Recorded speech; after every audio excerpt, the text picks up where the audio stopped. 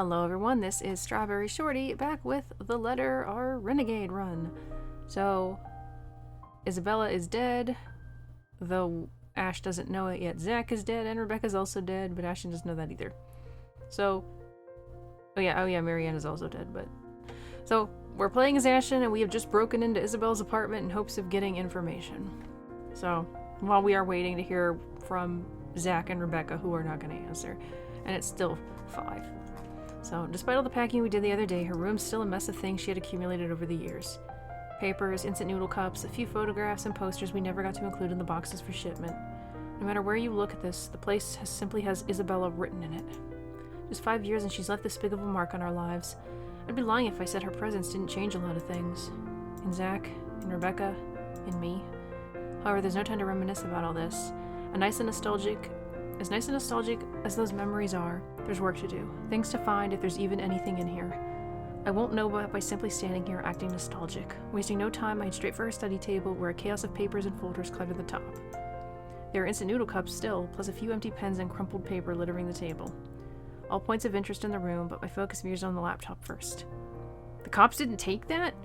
No malice intended, I'm simply looking for work files. Besides, I doubt she has anything to hide, and if it still means anything, that's exactly why they're gonna be a screensaver of us. Isabella has always worn her heart on her sleeve. Genuine, uninhibited, open, free. While it has often gotten her into all sorts of trouble, her candidness, that wholehearted look she always displayed and carried with her, are things I will never have a reason to doubt. Others will say it's her warmth that draws people to her, or her cheer. Neither are wrong, but neither is the whole truth to her either. Because those who have never bothered to look beyond the surface will never see it, see her. See someone earnest, someone who has always meant well, albeit her underlying stubbornness. See how she loves, an affection that is altogether both warm, steadfast, and unflinching. In many ways, for a lot of reasons, she's the kind of person I want to be around. Who made me feel I am still worth something. You never meet many people like that, not in my line of work. Always with something to hide, always with something to lie about. Eventually, when you meet too many of them, you change too. You become like them. Perhaps the biggest thing I regret about this is I never had the chance to change that before she... The laptop finally boots up and loads the operating system. Although as soon as it does, I'm greeted by her password screen. Is the password Ashton? For a few minutes, I try my hand at a couple of the obvious ones she might use. 1, 2, 3, 4, 5, 6, 0, 0, 0, 0, 0, 0, 0. Password 1, QWERTY, admin, cinnamon rolls. None of it works. At least she knows how to use the most common ones. This adds a new layer of problem, though. Knowing her, she must have written it somewhere. Not in the mess of papers here, but someplace she can quickly check. It's probably something she'll bring with her, not necessarily a diary, but close to one. It's noodles! I've noticed one of her personals several times before. Never saw its contents, but I've seen it regularly on them while waiting for a meal in a restaurant or during lulls in a conversation. I just hope she left where she's written her password somewhere here. Is it Yang Yang? And it's the drawers I start with, from the bottom one. It takes a while going through the pile in each of the 3 layers, the bottom 2 yielding nothing but old records she's been keeping. The 3rd one, though, yields one closer to what I'm looking for.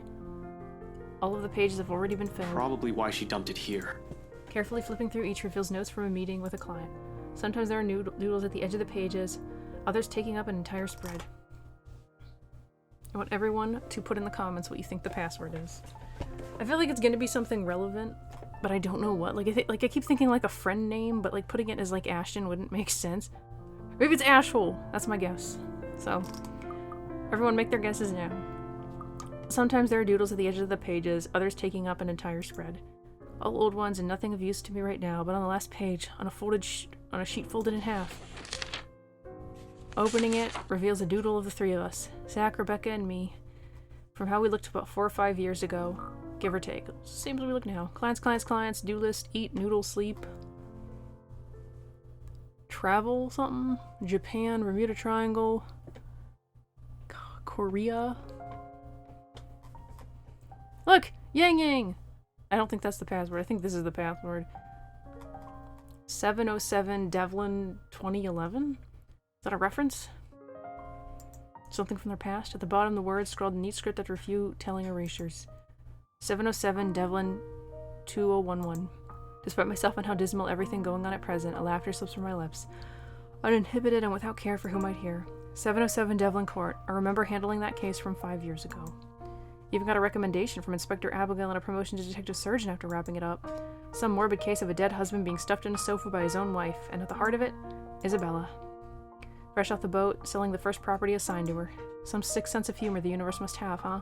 Though in hindsight, if all that stuff didn't happen, the four of us wouldn't even be together. I wouldn't have met her. Yet in the end, I can't even tell her. Instead, choosing to hide behind teasing words and friendly jibes because I'm a coward who can't even convey his feelings properly. Who can't even face the person he's become. Now, there's only regret. Badge, a gun, and I can't even protect my own friends. To other people, these may just be a series of letters, but to us, to the people pictured on this page, they mean a whole different thing. I do hope we learn more about incidents like this and how Ash and Zach met. I'm gonna have to try a run through where only Zach and Ash live. Apparently, it also means a great deal to her, one sentiment that goes far beyond some sense of nostalgia. Enough to also use it as the password for her own laptop. Where are we at? Hoping to find more information, Ashton checked Isabella's apartment for anything that would help. He merely discovered vague clues, stuff that Isabella had been looking into before her untimely death. But if anything, what he saw in her room hardened his resolve. True enough, it works, and soon I have access to all of her work files. Nothing significant, though. Nothing I haven't already found last night. Perhaps the most noteworthy out of everything is the log she left that night. She has taken note of every client who attended the open house and worked on the mansion, even the outside contractors. Although for what purpose, I have no idea. Should I have also looked into those last night? They didn't seem that important, though. If anything, I'll get the more looking into the deaths of those employees than some random people. Adding these clients to my list will only broaden my scope. But what if Isabella's onto something here, like with the letter? There's no more room for regret, however. Oh, is this Rebecca? All of a sudden, my ringtone breaks the moment and my attention shifts towards the source. Before I can even wallow in my mistakes, I hastily put everything back together, turn off Isabella's laptop, and leave the room to answer the phone. Hopefully there'll be some good news this time. Wouldn't bet on it. Unrelated frustrations aside, once I step out of the room and accept the call, the stone that has been stuck in my stomach simultaneously lodges itself up my throat. Save the game. The person on the other side of the line isn't who I'm expecting. Right, right? It's Officer Renz over at the precinct. You know, you bring me donuts to keep an eye out for you and shit. Oh, yeah, right, Renz, what's up? This is probably about Zach. You've, never called me through this line before. Is this something urgent? Yeah, kinda. Something came up this morning. You know the big guy? Your, buddy? The bloke Benjamin saw drop by here a few days ago? Big guy. Around 6 feet tall. Zach? I don't feel too good about this. Yeah, him. Zachary Steele, I think. What about him? He's been detained and... Wait, what? What do you mean he's been detained? They brought him in this morning. That's not what I asked. What are the charges? I don't know. Not my division. I'm not really supposed to be on the phone right now, but I thought you want to know. Anyway, I gotta go. If you want to see him, just drop by. That's not gonna go well. That's all they know. Like, oh no, he's dead. Not sure how that'll work, though. The chief has a standing order not to let you into the precinct until Monday. Yeah. Thanks for the heads up. I'll bring you some coffee to go with those donuts, too, next time. The call ends with a click while I'm left here reeling, staring blankly at my phone. What the hell did you do, Zach? Still no word on Rebecca either. Looks like a trip to the precinct is in order today. I might as well make sure the big guy's okay. What other choice do I have? Sighing, I lock the door to Isabel's apartment, and within 5, I'm on my way to the LPD. Can you lockpick a door shut? At least I know where Zach is now. That explains why he's not answering his phone. But how did he get himself in this mess? He said he had a plan that might help, but if it got him into enough trouble to get himself in a cell, I don't think I like that plan of his. Hell yeah, I'm mad. I'm absolutely furious. I doubt Zach will get himself arrested because of an actual crime. Whatever stupid stunt he pulled to get there isn't any better. The only good thing today, so far, is the fact that the streets are nearly empty, so early on a Sunday morning. Very few pedestrians and virtually no other car on the road to get in the way of me rushing to the precinct. The speed limit, of course. A whirlwind of activity welcomes me as soon as I waltz into LPD HQ. Fellow officers running here and there, pushing around paperwork and answering calls. It's almost Halloween and troublemakers are abound. Calls about pranks gone wrong make up most of it's this time of the year, along with the occasional altercation or missing dog. Some of the other officers who work with me look up from their desks and wave, though none of them moves to stop me like I'm expecting. Standing order my ass. It probably didn't last a whole day. Although I'd like to have a chat with them sooner or later about official matters, I'm not here for them right now. First, it never hurts to see what they have for me, and the best person to ask for details in this precinct is the guy behind the booking window. He glances up at me once when I approach, and immediately returns to his task indifferent. Not that I need his full attention. As long as he talks, I'm good. Hey, I heard there's a new guy in the holding cells. Not many here know Zach, and if they've seen him, they don't pay too much attention. I try to keep my work and personal life as far away from each other as I possibly can. Each one of them is quick to chat, gossip, be the one to talk about the new detainee, and have everyone's attention. News flies fast, huh? They just brought him in this morning. Any info on him? Got his ass handed by some rich bloke's bodyguard. Or butler. Whatever. When we got to the scene, he's already been strung up and ready for pickup. Hard to imagine how a guy like him could have been taken down. But the butler has this creepy air to him. I'd rather not ask. Feel sorry for the bloke. He could have fought back. But I know Zach wouldn't hurt a fly. He's not that kind of person, and knowing he might be in a bad state, whatever little anger I've built for him on the way here dissolves into thin air. Has he been booked yet? Then... No, still sleeping. Creepy butler probably hit him hard. Is it, oh, he's still sleeping. Zach, why aren't you answering? And then it turns out he's dead. Nope, still sleeping. Creepy butler probably hit him hard. Which is a good thing. If they slip up and forget, we get him a writ of habeas corpus and take him out of there, depending on... Oh, if they slip and forget, we get him a writ of habeas corpus and take him out of there, depending on what he's actually being charged with. But at the same time, it's bad. How long is he going to be unconscious? I'll be worried about serious injury if he's out cold for too long. Whoever hurt him has a lot of explaining to do. To me. What's he in for then? Must have been something if we got a rich fat cat involved. There's been a murder. Uh-oh. It's Chief Inspector Priest. It takes those 4 words to grab my attention for all pretense of mingling with coworkers to disappear. Soon Chief walks up to me, not looking too happy, bringing this news. Another one of those awful ones with writing all across the walls. This time, though, we caught somebody. Your friend. Steele, wasn't it? I do hope you're not involved in any of this fray. What? Hold on, Zach wouldn't... There must be some sort of confusion here. I really have no idea what you're talking about, Chief. I really don't. For a second, the thought of him being found dead made my blood run cold. Zach just there, lying on the ground, still and lifeless. I have to remind myself that he's still alive and in lockup. I can't imagine how Zach can be connected to a murder otherwise. Yeah, it won't even harm anyone if his life depends on it. Picture this, then. In the early hours on the 13th of October, just this morning, a man is woken from his slumber by noise in the next room. With the intent of reprimanding what might be a housekeeper, he stumbles out of his bed and sees not one of his staff, but a trespasser breaking into his home. That already is a bad thing. But imagine seeing that trespasser standing over his bleeding wife. Just think about it. It's not a happy sight. What? There has to be a mistake. This is Zach we're talking We about. finally got our perp, but at what price? I still can't believe it turned out to be Steele. I know he's your friend, Frey, but it doesn't look good. The media's already caught wind of these killings. You better believe everyone, the higher-ups, the government, the media, just everyone will want someone going down for those crimes. Unless something definitive proves that he's not guilty of these crimes, well... People are ignorant. They'll feel better as long as someone is punished. I know Zach. He wouldn't do such a thing. Case closed. Let him out. You may think that, but it's up to the court to decide whether he's guilty or not.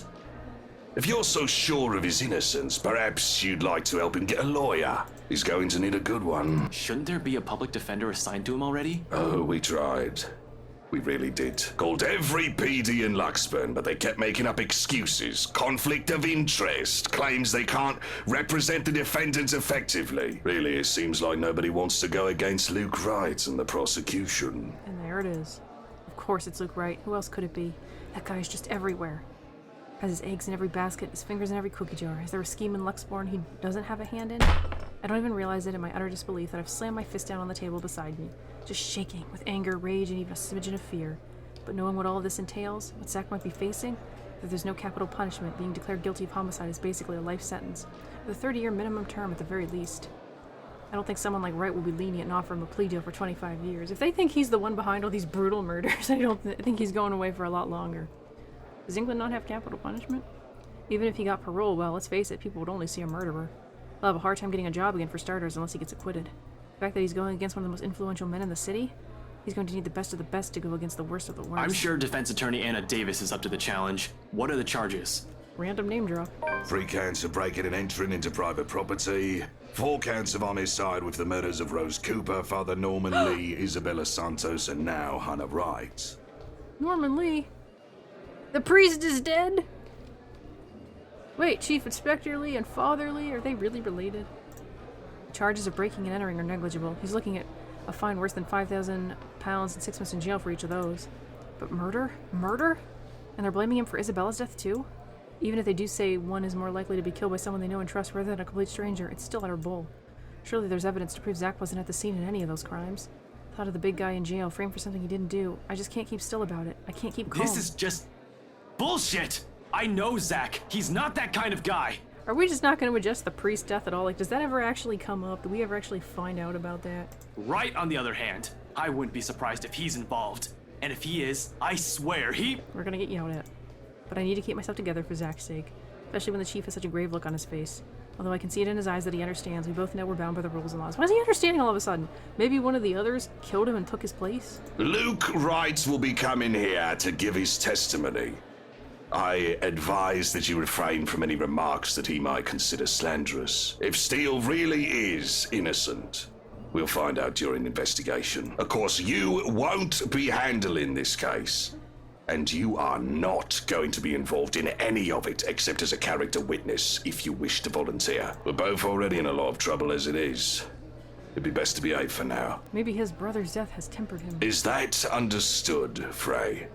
Did we kill the priest by having him go to the mansion for the blessing? Yes, sir. Loud and clear. There is due process to be followed. Hopefully, just maybe, justice will be served rightfully. We'll just have to hope for the best in the investigation. What if they're blaming him for all the murders? Wouldn't they blame him for, like, the dude who got burned, too? Because people lie, but evidence doesn't. Evidence lies all the time. Zach is really innocent, which I know he is. The evidence will show that. Besides, the burden of proof is on the prosecution. And also, Luke Wright is a shady guy. You don't think he'll forge evidence? Sometime during our talk, Wright and his right-hand man have already arrived. It's eerie how he seems to be a different man when he walks into the precinct. A heavy air hangs about him, and he feels more subdued, contrary to the pompous and arrogant nature he's displayed before. There is a dullness in his eyes as he looks around the office as if searching and begging for something, someone to appear. The picture of a grieving husband. Yet he still has his head held high despite it all, a look of a broken man who still refuses to bend. A show of pride if nothing else, even as the person with highest authority in the room approaches him. He makes the chief appear small in comparison. Mr. Wright, I did hope we'd be meeting again under better circumstances. I just can't believe it had to happen to poor Anna. You just got a new house and everything too. But, I'm sorry. How are you faring? I'm just coming to grips with it all, I suppose. It's so very sudden. Him smiling looks really off. Must I really give a testimony right now? The way he speaks, I'm almost inclined to believe him innocent of any wrongdoing, in regards to the death of his wife at least. He could very well be. The man didn't seem to despise his wife in those pictures Zach has shown me. The way Chief has described the scene of the crime, similar to the others according to him. For all I know, they're being haunted by that specter as well. Weren't you there when the big fight happened? Right before she died? We'll do this as quick as we can. Otherwise, we don't have reasonable grounds to keep the suspect in custody. I mean, he broke in and we found him with the body. I nearly feel bad for the guy. Of course. It wouldn't do to let Hana's murderer get away unpunished. I'll cooperate. Of course, that doesn't change the fact that he's a bastard. It's a shame there is no death penalty here. Monsters so capable of murder are lower than animals. And they really should be put down. Pot calling the kettle black. Despite myself, in spite of every restraint I've placed upon me, putting those words, I cannot but open my mouth. She's sworn to be damned. Ashton, no! Like I want to pick the bad choice. Nobody will blame me if I ruined his pretty face right now with all the shit he said. Nothing would be more satisfying than to see his smug face all battered and bruised. Nearly every fiber of my being is just itching to beat some sense and decency into him. Two other officers put a hand on my shoulder to stop me from doing something I'll probably regret. Inspector Abigail and Officer Carl. Don't do it, man. Listen, we all know he's a big shot. Landing a good right hook is only going to do just that. Land a good right hook. Oh look, Johannes is here. He's tall. And look, Abigail gets an image. But it isn't going to save your friend, and you won't be doing yourself any favors. If you want him beaten and humiliated, it's gotta be in court. I don't know. I'd love to see Moneybags over there get wailed on by Karate Kid. My bet is on that giant with the glasses, though. See, she's a lot nicer than she was before. Well, you're not helping. But you don't want assault charges on you, do you? I don't, but it'd be worth it. Really, it's like I can't even hear myself right now. I've grown so far as a detective, but as I stand here, I'm that rookie detective, reckless in my pursuit of justice all over again. When I shouldn't be, let a mistake on my part might cost Zach's life. I don't doubt it'll be satisfying, but Carl is right. He's not worth your badge or the trouble. Trust me. Whatever. Just let go, will ya? Their hand on my shoulder stays, if anything, their grip on me tightens. In the end, it's a look at the chief that throws my way that makes me falter. Where are we at?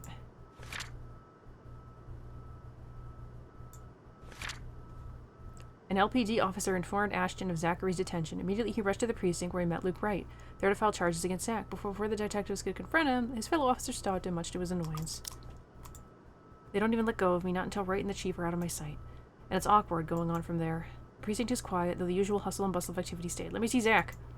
Everybody's making a concentrated effort to shut their mouths about the whole scene. I wish they made some effort to keep themselves from staring at me, though. They don't want to talk about what just happened. But at the same time, they don't want to acknowledge that it did happen and refuse to even make eye contact with me. I don't give any of them the chance to talk to me about it anyway, only leaving a stern order with the nearest officer. Look out for Zach while he's locked up, will you? That's it. I have no further business here. I have no case, no assignment, and I sure as hell am not going to stick around to see what the chief has for my bad behavior. We're not going to go talk to Zach! Winding myself down, I march out of this place as quickly as possible before anything else happens. But before I can make it out and return to my car, my phone rings. A quick glance at caller ID shows Rebecca's name blinking on the screen. Without wasting any time, I answer the call. However, the tone she assumes isn't what I'm hoping to hear. Becca? Hey, did I wake you up?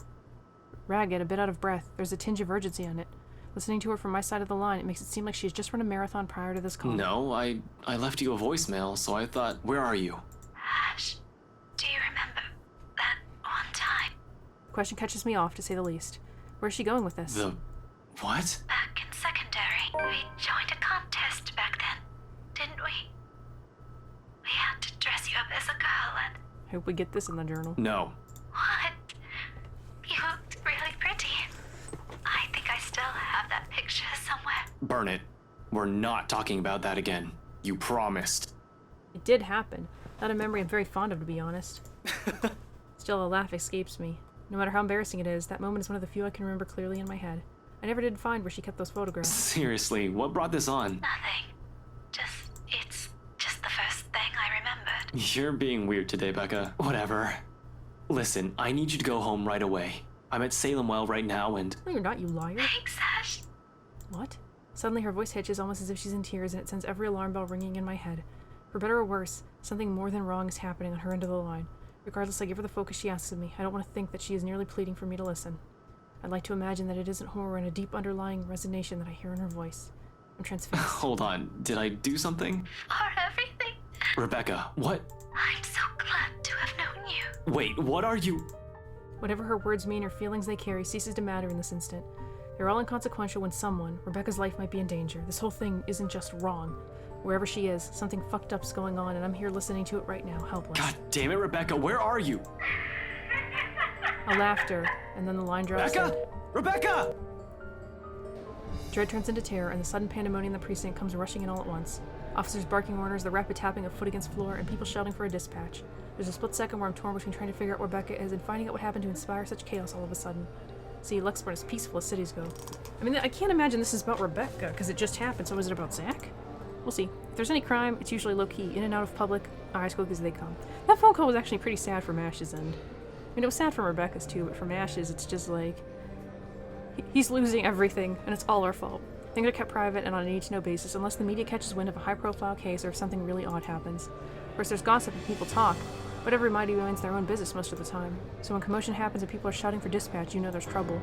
2 words broadcasting over every police radio all over the city, including the one on the front desk, to fire everything up. Jump her up. Oh yeah, it's Rebecca. Jump her up. The emergency service unit is assembling, each one hoping that they'll be able to talk this one down.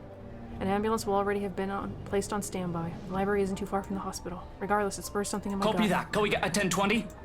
A cold, hard feeling that tells me I should be Jumper there. was spotted on the rooftop of the city library. Need dispatch immediately. I broke into a run. The library isn't too far from the precinct. In cases like these, however, every minute counts, each second crucial. You know, if she had spent that phone call telling us where she was, I'm just saying. A cold and cruel voice already whispers in my head. You're too late. I want to believe it isn't. I hope and wish it isn't who I think it is, because I don't want to be someone who has been so useless in that exact moment, frozen useless by apprehension when I heard her speak. I knew something was off, goddammit. I don't want to think about... It might have been her final words I was listening to, but the horrifying possibility without what I fear is real drowns out everything else. You're too late. Anything and everything in front of me are mere obstacles in my way, and I run, jump, push everything aside as I try to make a beeline for my destination. I don't even have the time to let go of mindless apologies, or to explain that there's an emergency to the bystanders I shoved aside. But even with all that... Oh, jeez! I'm too late. Jumper is down. I repeat, Jumper is down. We've got a 1046 to the library. Over. How high up was this library? Copy that. Can we have identification of the body? We've got a bystander here who says he knows the woman, Rebecca Gales, from the local high school. Becca. I'll recognize her anywhere, even from a mile away, and for once that isn't a welcome fact. Too clear, too vivid, her broken body lies on the sidewalk in just one big bloody mess. Her hair fans out and stands out in the stark contrast of the pavement, slick with blood and redder than it's ever been. The right side of her head is caved in from the impact, and her right arm is twisted and mangled. And there are those words again around her, "Help me," just like the letter. 10-4. Medical personnel are on their way. Resume securing the immediate area for investigation and cleanup. Gone. All available officers have been dispatched for crowd control. Over. She's gone. Wilco, over and out. And I wasn't able to do a damn thing about it. Shortly, officers moved to pull the bystanders away from the scene. People who have witnessed the fall, passerby who just want to see what's interesting going on, someone screaming, weeping, crying. But I can't do anything other than stare. I can't even bring myself to come closer. Only stand among the crowd as just another civilian. The world has come to a standstill. Numb is an understatement. Oh, I feel dead inside. Isabella's gone, and the weight of my own failures has never felt as palpable as it did right now. One by one, everything I'm hanging on to has slipped from my grasp right in front of me.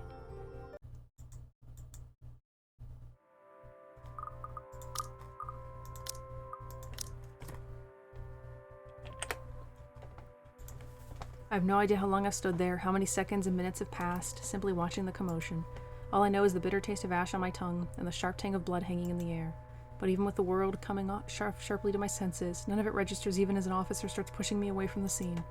But I have to be there. Without Isabella, without Zach, she's the last person I trusted to stay through this.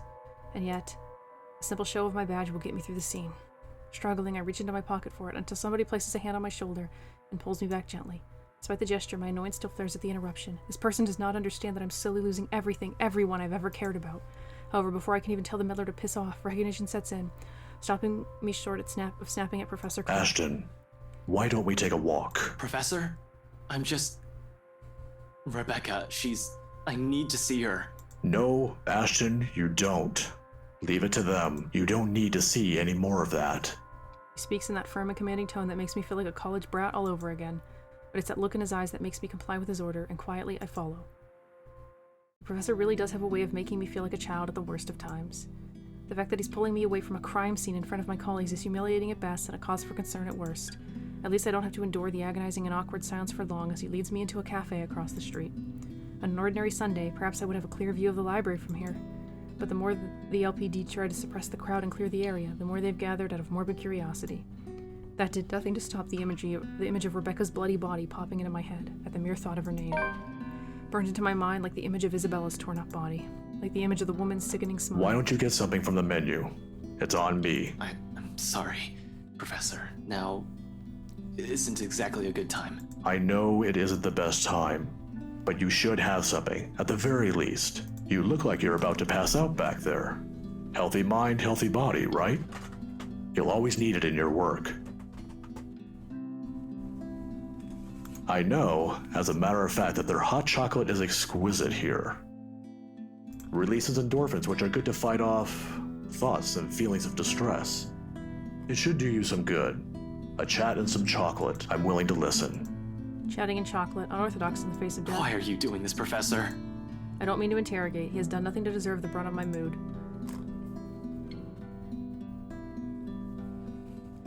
I know he only means well, and the gesture has good intentions. More than anyone, he's the one who understands grief far longer than I've ever carried the guilt from that. So when he smiles, a wistful one, I already have my answer. In the end, we simply let the silence pass us, the sorrow to hang over us. He orders for me, but the food remains untouched. For a few more hours, we go on like this, silent, wordless, unable to phrase the ache that has been brought on by loss. He does break it after his third cup, if only to check on me. How are you feeling? You haven't touched your food. Not good, to be honest, but that doesn't mean you had to pull me away. It's not the first time I've seen a dead body, you know. In a typical crime scene, where the victim is a stranger, yes. But what if it's a friend? Just throw this at us again. It flashes in my mind fleetingly. Still too clear, still too vivid. The iron tang of blood still lingers in my nose as if it were yesterday when I entered the room. We're all in danger. I thought you were my friends. Why don't you believe me? She's the first one, and I've never forgiven myself for it. I'd rather not talk about that, Professor. I know you well enough, Ashton. You'll see that body, and you'll beat yourself up about it with what-ifs. I mean, kind of too late for that. Scold yourself about what you could have done to prevent it. I don't want you to blame yourself, not when I know how awful that feeling is. It's not a healthy way to live. Don't make the same mistakes I did. I know it's not my fault, but to an extent it is, isn't it? I'm a police officer. I'm supposed to stop things like this. To serve and to protect, that's what I swore when I joined the police force. I've got a badge, months of training, and even a gun to do it. But I can't even protect my own friends, Isabella, Rebecca, Zach. Have I been of any help to them at all?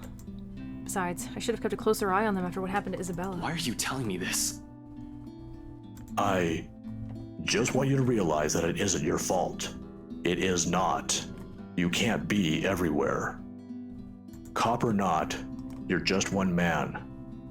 I was the one who called the police about the jumper. I didn't know it was Rebecca. We met earlier this morning. She asked for library privileges to access the NMRR, and I was happy to be of assistance. Perhaps, if I was with her, this wouldn't have happened. If it's anyone's fault, it's mine. I want to tell him it's not. He's off another guilt he's intending to carry, that the reasons are far from what he's thinking. But what am I supposed to say? I'm aware he enjoys looking into those stuff from an academic point of view. How do I explain, though, that Rebecca didn't commit suicide without sounding absolutely mental? I don't even have all the pieces of the puzzle yet, even if I feel like sharing, sitting here, and talking about it is a waste of time. There's still Zach. I can't let this happen to him as well. I should be out there trying to make sense of things. Sorry, Professor, I have to go. Ashton, wait. I pause, looking to him. I'm not entirely sure what he has seen in my face, but all of a sudden there's a stern look in his eye softens. Similar to all those years before death has become a familiar shadow, like looking in the mirror and seeing myself in it a few years from now. If we ever survive this. I was just going to say, be careful. In the face of it, a smile is all I can offer. What am I not? Without another glance, I head out.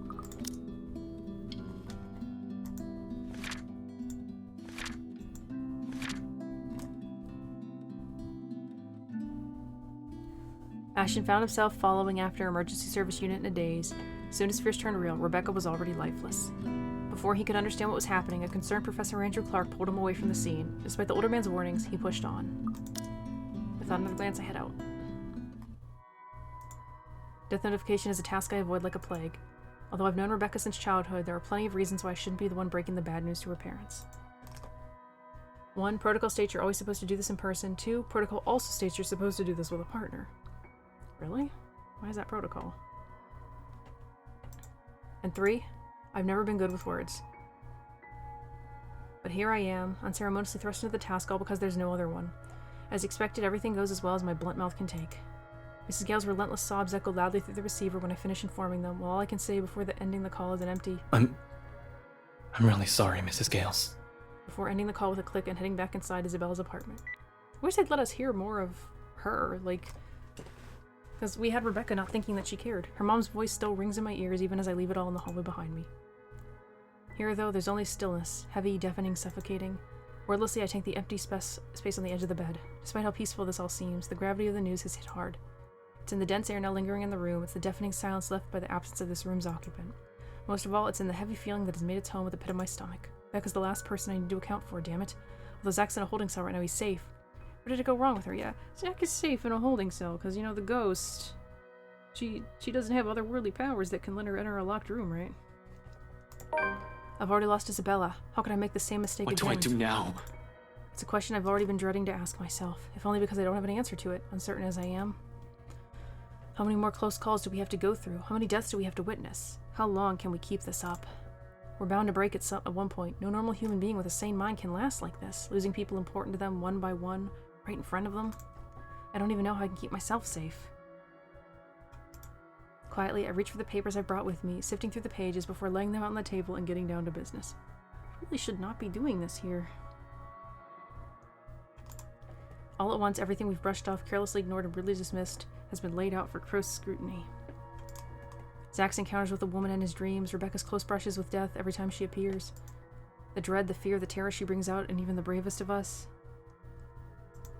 Everything. Because no matter how bleak this all seems, there must be a way out of all this. There has to be. Logic be damned. Or at least that's what I would like to believe.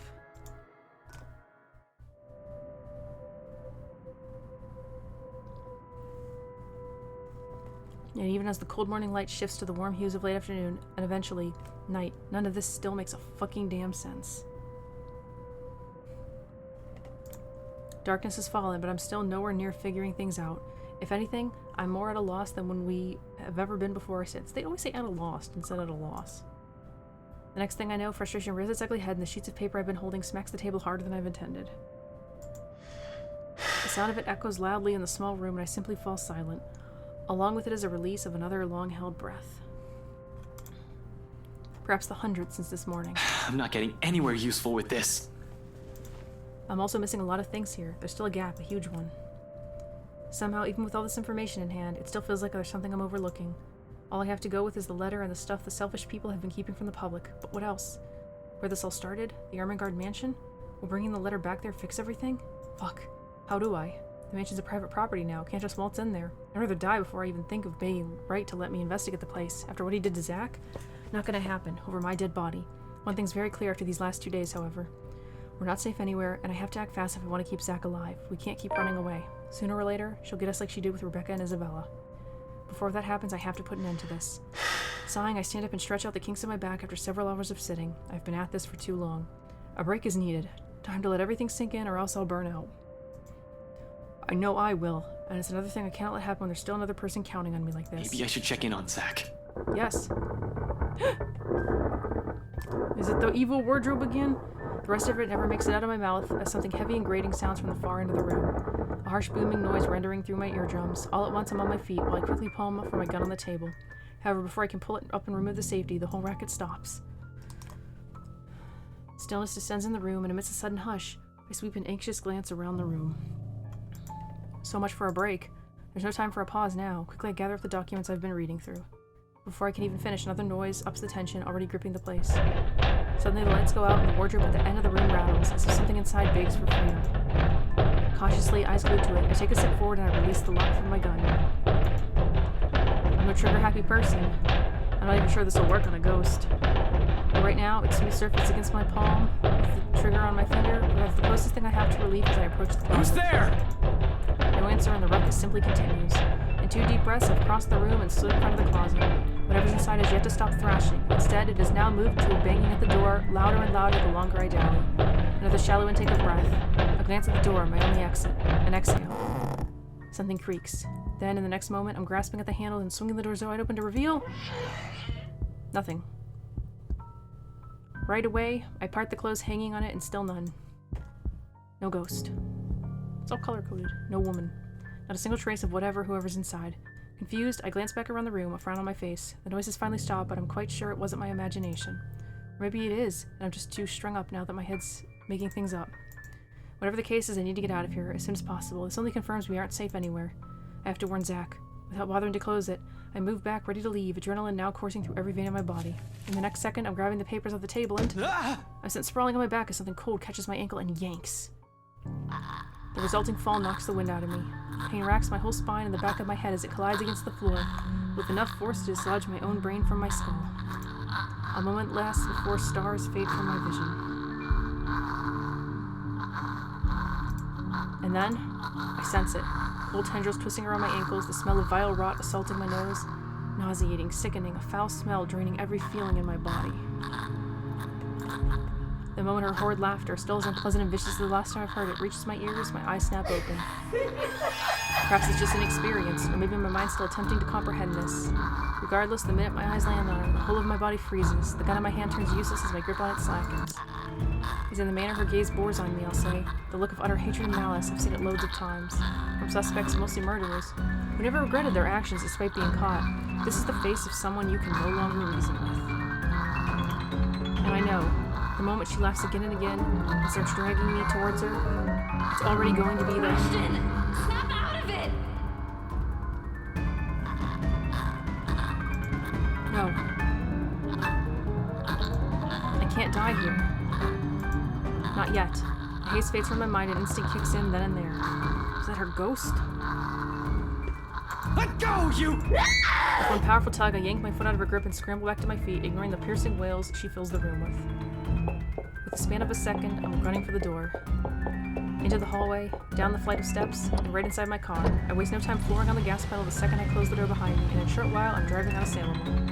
I don't even entertain the thought of winding down just yet. Even as the last of the woman's painful cries fade into the night.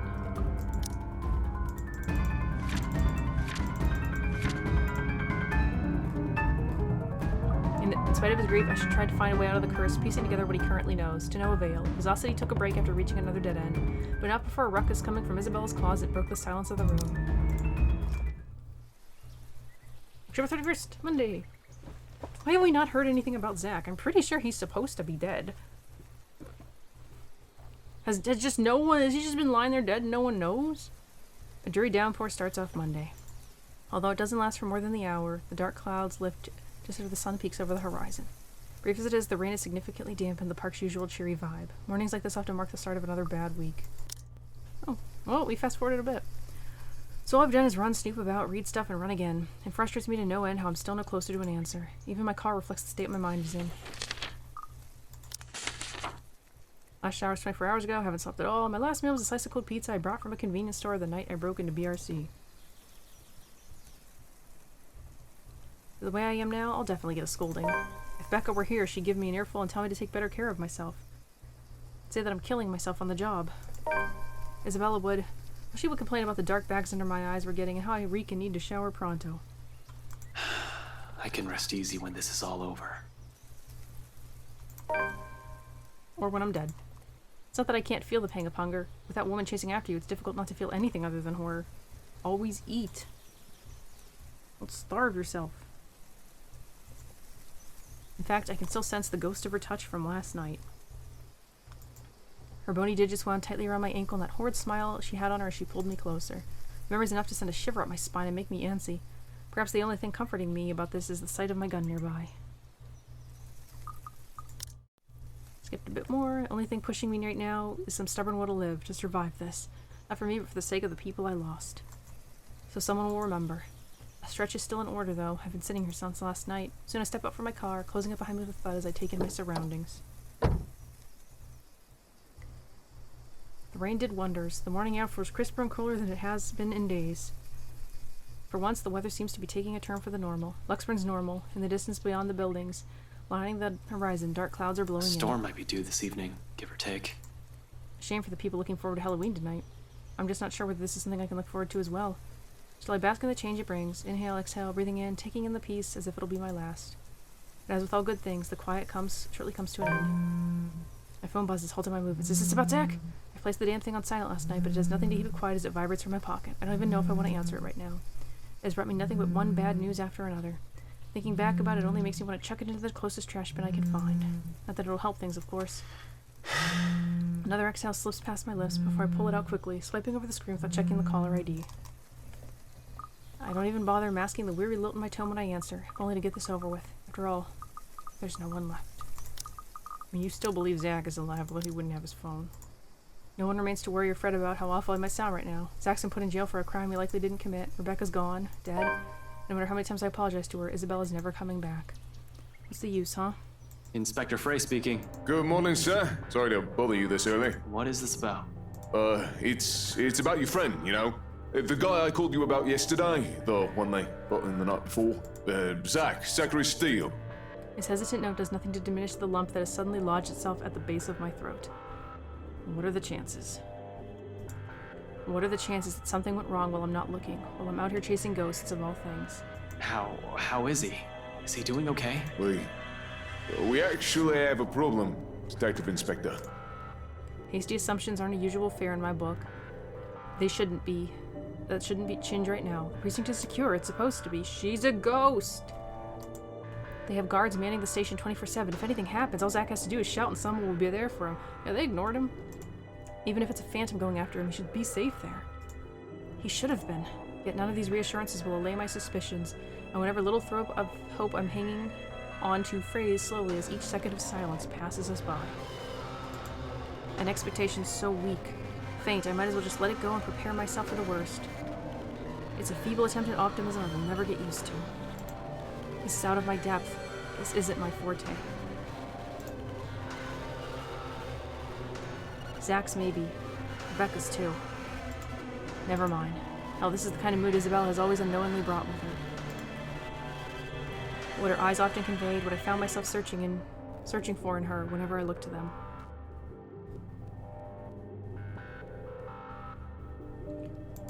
But no matter how many times I repeat any words of comfort or calming images in my head, the hollow chill at the base of my stomach refuses to ease. Even my voice shakes when I urge Officer Renz to speak again. Gruff and unsteady.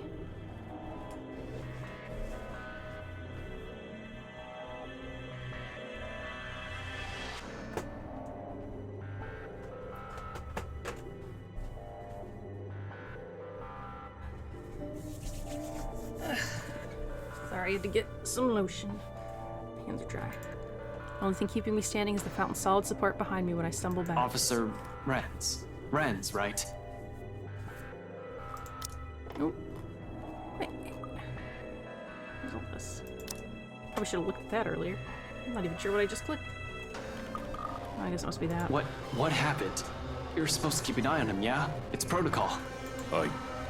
Your friend, sir, he's... I think it'd be better if you just saw it yourself, sir. This isn't something you should be hearing over the phone. I feel like even less this is something I should be seeing. Like, this sounds like it's gonna be traumatizing. Chief Inspector Lee wants you to report in as well. It's about the case Luke Wright filed yesterday, and... The rest never registers. Rather, my brain refuses to acknowledge any of it, not even the possibility that this might just be a terrible joke. All I can think of is the suffocating dread and the piercing noise, white and deafening, ringing in my ears despite the park's morning hush. There's only Zach. Only the whole expense of Luxborn separating me from the only person I believe I have left in this whole fucked up situation we found ourselves in, along with the voices, vile ones, whispers that taunt, jeer, and mock, each vague utterance relentless as I slide it into my car and drive off, body on autopilot, mind in a daze. In the city of 68,000 strangers, I'm afraid, deathly afraid, that I might be the only one left. The whole precinct is in an uproar. Officers move in and out from the main work hall with rapid steps. Phones barely blare loudly from the comm rooms, and calls are being made from the dispatch area. The rest who have been left standing watch the whole commotion with a nervous energy. From further back, the chief's voice booms above the uproar. I'm not even shocked. He may appear like the bumbling fool at first glance, but he has kept the city safe for years. For something to happen in his jurisdiction, inside his own precinct, right under his nose, he has the right to be royally pissed. What do you mean you don't know? Don't give me that shite, Sergeant! How can one person, slip past you? You're trying to say he's missing? You can't even keep an eye on one man! The statement gives me pause. Am I wrong? Did Zach escape somehow? I'm not condoning it, neither do I believe Zach's capable of doing, let alone thinking of it. If it's what happened, I'll be equally as cross as the chief. This won't help his case. I mean, I feel like you'd rather him have escaped than be dead. This will only complicate things with Wright and put the both of us in a tight spot. I won't be able to help him once the red tape prevents me from doing so. But I don't think it could be that. Because, I mean, the dude even said you should see it for yourself, and it's like, if your friend's missing, I don't think that makes sense. Yet a hint of relief still washes over me as I walk closer to my boss, mentally preparing myself for whatever reprimand he's about to dish out. What's happening, Chief? Except he merely glances at me with an inscrutable expression. Although, I'm going to read deeper into it. I'll say it's the closest expression he can get to shooting me a pitying look. For the first time in my years in the force, I find myself wishing to hear a reprimand from him. Whatever that stare means, it can't be good. Coupled with Officer Renz's tone. This is the Officer Renz's. With Officer Renz's tone this morning, it does nothing to calm the uneasy feeling in me. Fuck, boss seems even relieved to see me. After the last few exchanges we've had these past 2 weeks, you'd think the man doesn't want to see me right now. About time you got in here. I got caught up in something. Sorry, Chief. What's going on? Is there a problem with Zach? He hesitates for a second before his frown eases along with a long, dragged-out... I'm not sure if you can call this a problem, Frey, but I'll let you be the judge of that. This is very unprofessional. Follow me. And you, I want your full report about this by the end of the day. It better be good or you are kissing that badge goodbye. The officer he's addressing, the sergeant, a man in his late 20s to 30s who transferred here last year, shrinks back in his chair. I don't quite remember his name. I've seen him quite a number of times since I'm often out of the precinct. Sorry for the pause. There's a thing on my wall. Ugh.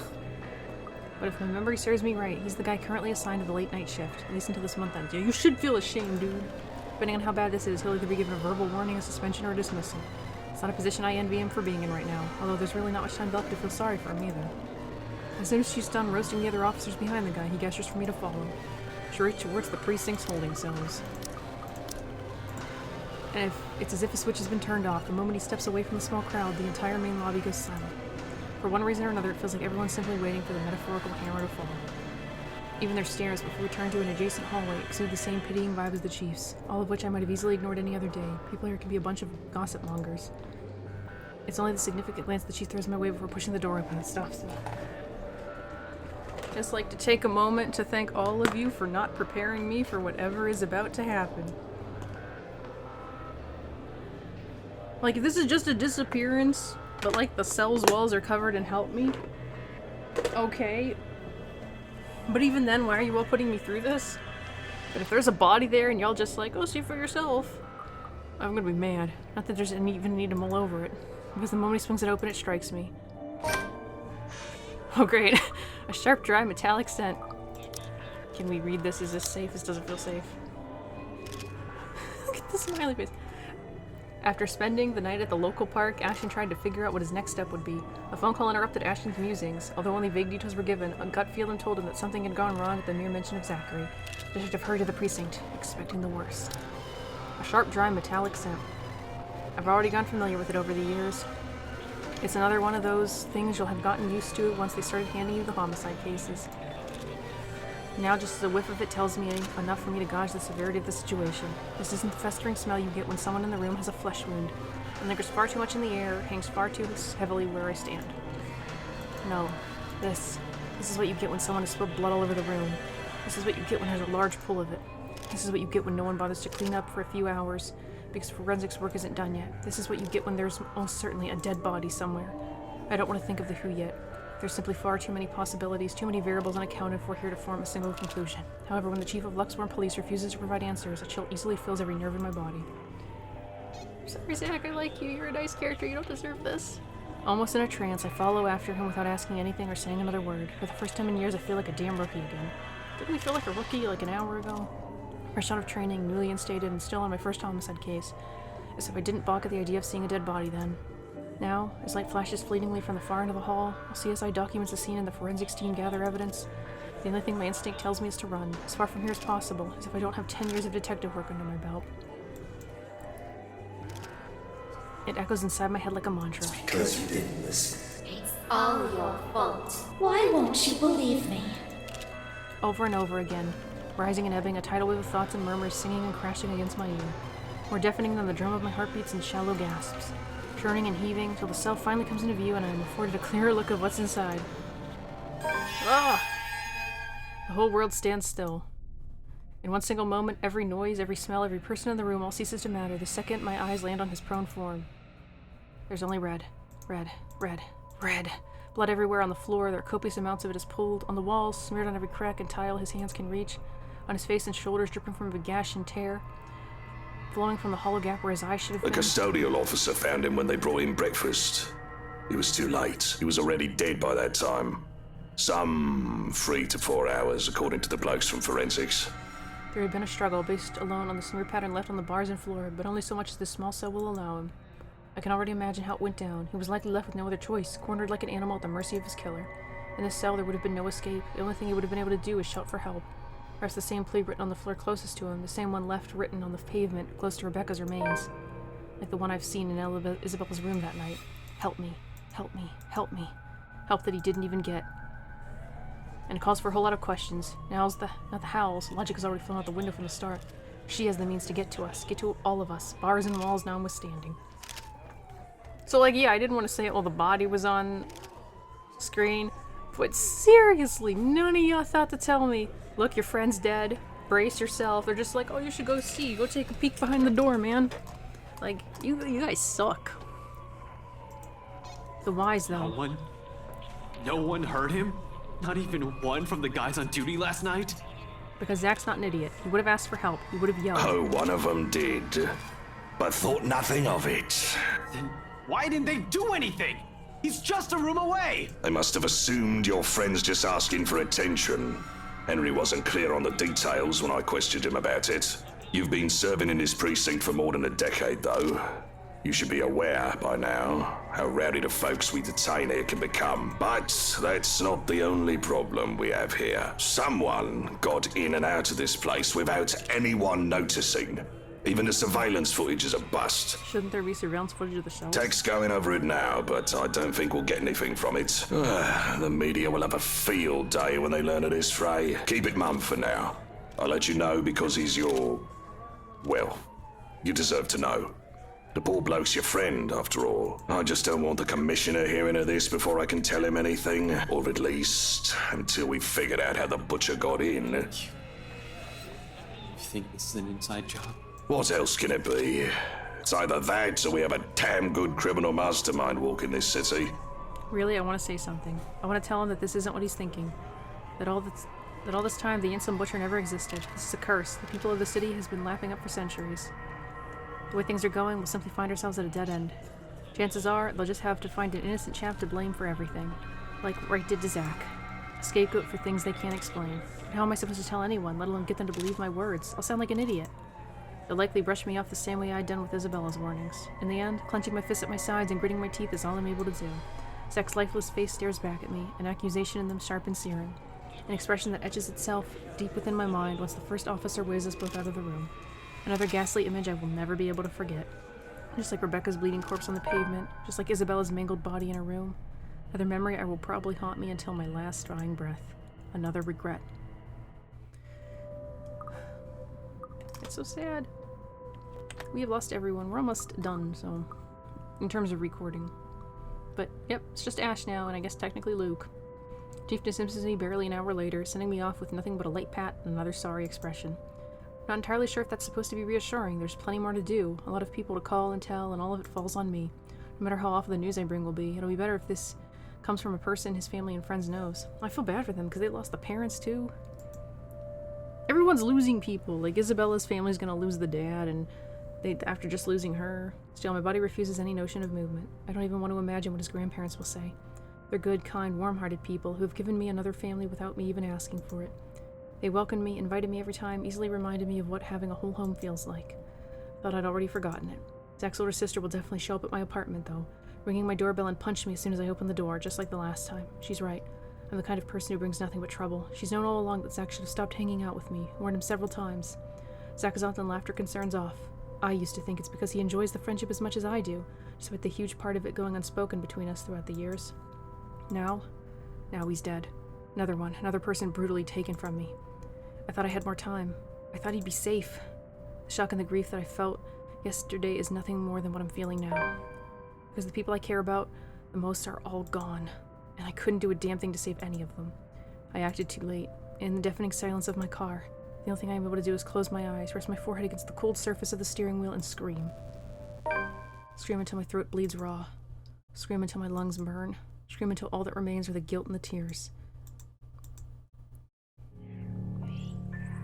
Oh, we're hearing whispers. The sun hangs lower when I stumble back into consciousness. With late afternoon light slanting through the windows of my car, and painting the city with a vibrant shade of oranges and reds, it's almost as if no misfortune has befallen us. Or me. But they're gone.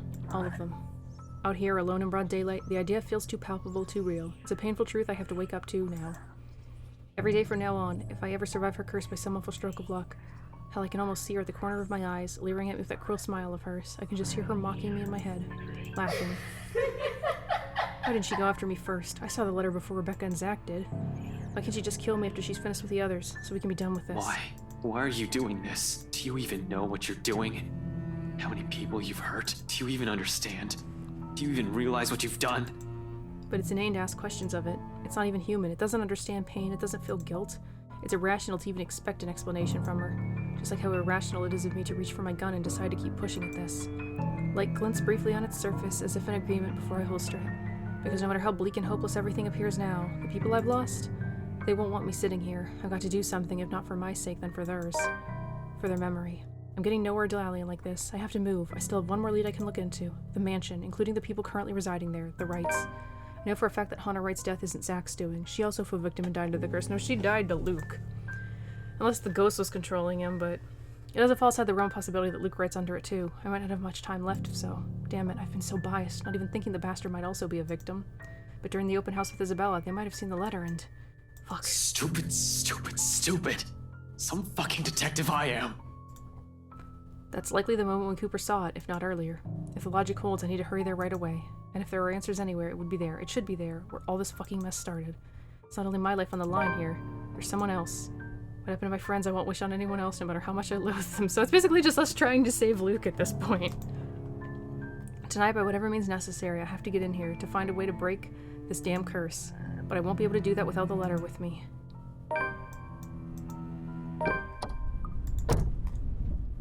Where are we at? With all of his friends gone and the shadow of the curse looming over him, Ashton was at a loss. This is at a loss again. In a desperate decision, Ashton chose to head to the Ermengarde mansion that night, a bid to end the curse and hopefully be able to, at least, save someone. Just us and Luke, and then Luke kills us. So we're gonna cut this part here. We've lost all of our friends.